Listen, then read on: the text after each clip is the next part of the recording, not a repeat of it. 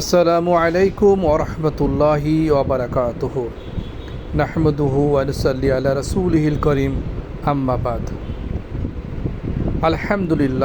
আলহামদুলিল্লাহি রাব্বিল আলামিন ওয়াসসালাতু ওয়াসসালামু আলা রাসূলিল্লাহি ওয়া বারিক ওয়া সাল্লিম।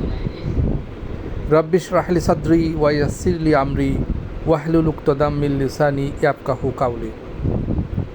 আমরা অনেকে হয়তো জেনে থাকব দুইটা জিনিস আমাদের রিজিককে পরিবর্তন করে দেয়, আমাদের ভাগ্যকে পরিবর্তন করে দেয়।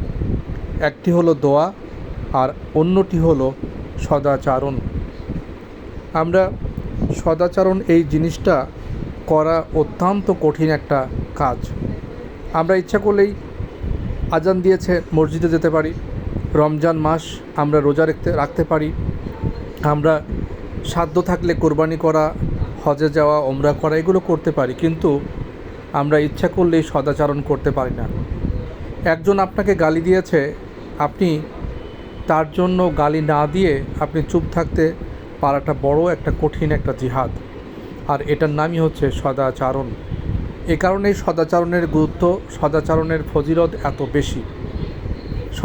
সদাচরণ করার জন্যে আপনাকে নিয়মিত প্র্যাকটিস করতে হবে, আপনার রাগকে দমন করতে হবে, আপনার ক্ষোভ, আপনার ভেতরের অহংকারকে দমন করতে হবে। আর যদি এটা করতে পারেন তাহলে আপনি সফল। এটা তো গেল সদাচরণের কথা। আর অন্যদিকে রয়েছে দোয়া। নিয়মিত আমরা আল্লাহর কাছে চাইতে থাকব।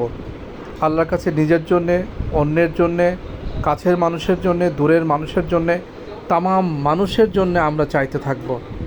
আল্লাহ অবশ্যই কবুল করবেন। আল্লাহ কোনো দোয়াকে ফিরিয়ে দেন না, আল্লাহ কোনো দোয়াকে ব্যর্থ হতে দেন না। আল্লাহ চাইলে সেই দোয়াকে দেয়ার তাৎক্ষণিকভাবে কবুল করতে পারেন, আবার ইচ্ছা করলে আল্লাহ সেই দোয়াকে রেখে দেন পরকালের জন্যে, অথবা সেই দোয়ার বরকত আল্লাহ দুনিয়া এবং পরকাল উভয় সময়ে দেন। আল্লাহ এমনও করতে পারেন যে দোয়া চাচ্ছি একটা জিনিস কিন্তু আল্লাহ দিলেন না, মন খারাপ হয়ে যায়। আসলে মন খারাপ হওয়ার বিষয় না। আল্লাহ মহাজ্ঞানী, আল্লাহ মহাপরাক্রমশালী, মহাকরুণাময়। তিনি হয়তো কোনো কঠিন বিপদ থেকে আল্লাহ আমাদেরকে হেফাজত করে দিলেন এই দোয়ার বরকতে। তাই প্রত্যেক দিন শুধুমাত্র 5 ওয়াক্ত সালাতের পরে নয়, যে কোনো সময়ে সুযোগ পেলেই আল্লাহর কাছে চাওয়া, ইয়া আল্লাহ আমাকে সুস্থতা দান করুন, আমাকে হেদায়েত করুন, আমাদেরকে রহম করুন, যারা অসুস্থ তাদেরকে শেফা দান করুন, আমাকে ঈমান দান করুন, অন্যদেরকেও ঈমান দান করুন।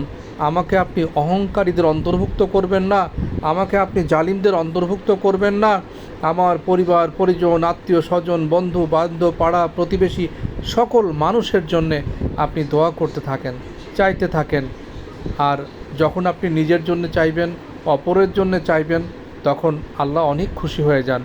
আল্লাহ তার চাওয়াকে আল্লাহ পূর্ণ করে দেন। আমাদেরকে মহান হতে হবে। আসুন আমরা চাইতে থাকি। শুভকামনা সবার জন্যে।